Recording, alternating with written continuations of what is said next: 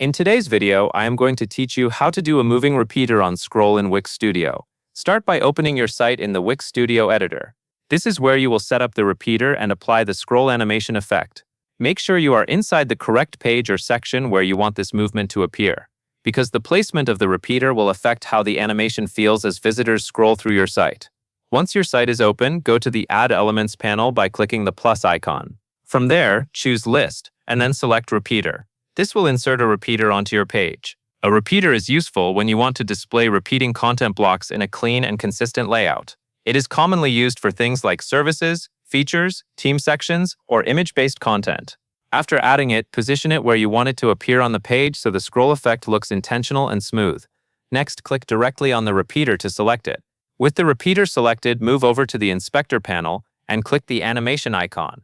This is where you can control how the repeater behaves visually. Since the goal is to make the repeater move as someone scrolls, you will want to set the animation trigger to scroll. Choosing scroll tells Wix Studio to connect the animation to the visitor's scrolling action instead of playing it automatically.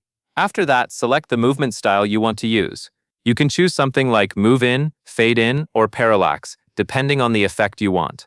Move in is a good option if you want the repeater to slide into view. Fade in creates a softer appearance as the content becomes visible. Parallax can add a more dynamic feel by creating a sense of depth during scrolling. Choose the one that best matches the look and pace of your page. Then adjust the distance and duration settings. Distance controls how far the repeater moves, and duration controls how long the animation takes.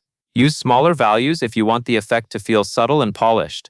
Use larger values if you want the motion to be more noticeable. It is a good idea to preview the effect and make small adjustments until the movement feels smooth and natural with the rest of your design. That covers everything you need to know.